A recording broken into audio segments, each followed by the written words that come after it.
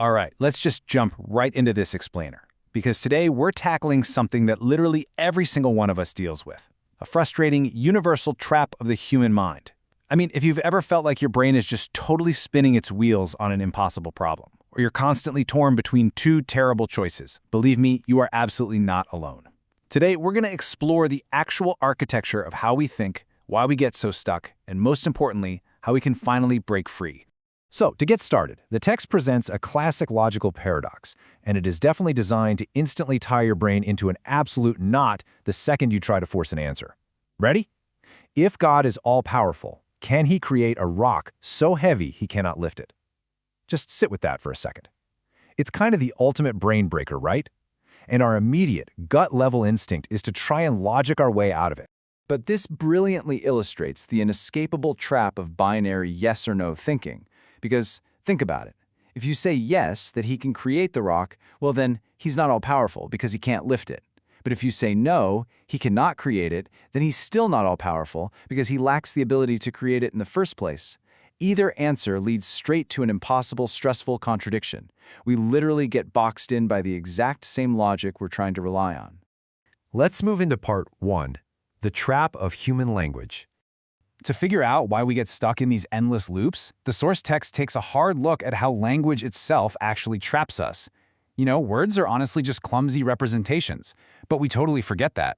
We start treating abstract concepts, things like success or destiny, as if they're these concrete physical forces.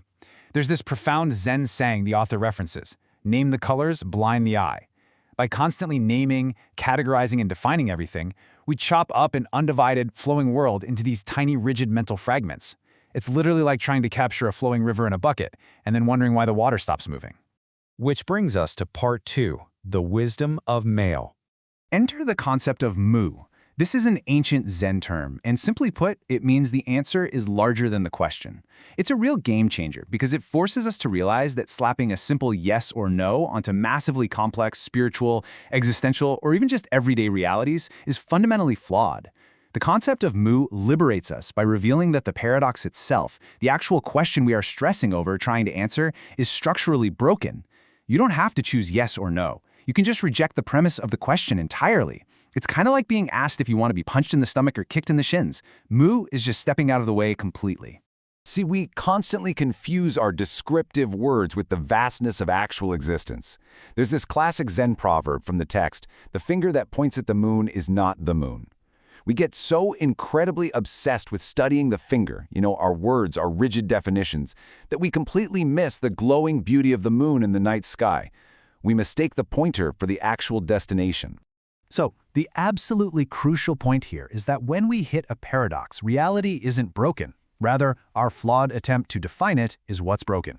If your logic leads to an impossible contradiction, like that heavy rock paradox we started with, don't panic. The universe is completely fine. It's just your mental software glitching out because it's trying to process the infinite using finite, clumsy little words.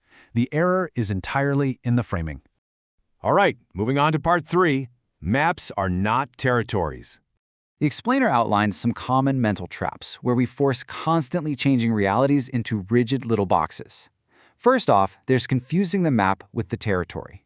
Then we have what's called time-binding errors, which is basically just failing to recognize that things change. Think about the famous ship of Theseus. If you replace every single wooden plank on a ship over time, is it even the same ship? We change exactly like that, yet our mental labels pretend we're completely static. And finally, there's either-or thinking. This is where we completely ignore nuance, force ourselves into these false choices, and just create a massive amount of unnecessary anxiety for ourselves. Recognizing the difference between your mental map and the actual territory is super essential for escaping that illusion of control and actually finding some peace. The map consists of your mental representations, your words, labels, and symbols. And hey, it's totally useful for navigation, for sure. But the territory? The territory is the objective, fluid, undivided reality that those words are just trying to represent. You cannot live on the map. If you try to force the real world to perfectly match your neat little mental categories, you are setting yourself up for endless frustration. And that leads us to our final section, Part 4, Embracing the Ineffable Mystery. The text points out that demanding strict, logical definitions for spiritual concepts just completely misses the whole point. I mean, even modern science acknowledges that something like 95% of the universe is dark matter and energy. It's a literal mystery.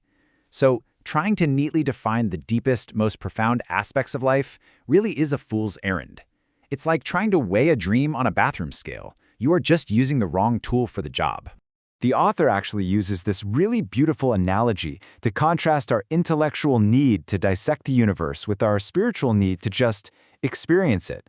You can explain a rainbow by breaking down the physics of light refraction and human sensory processing. And that's fine, that's the map. But seeing a rainbow, actually experiencing its incredible subjective beauty, that is the territory. Both are valid, but only one actually touches your soul and brings genuine meaning to your life. By really embracing Mu, we can stop trying to logic our way out of every single one of life's struggles. And instead, we can just participate directly in the mystery of existence. Authentic experience has value all on its own, completely without reference to external, logical attributes. It is valuable simply because it is. You don't need a spreadsheet to prove why joy feels good, or why a sunset is absolutely breathtaking. You just need to be present for it.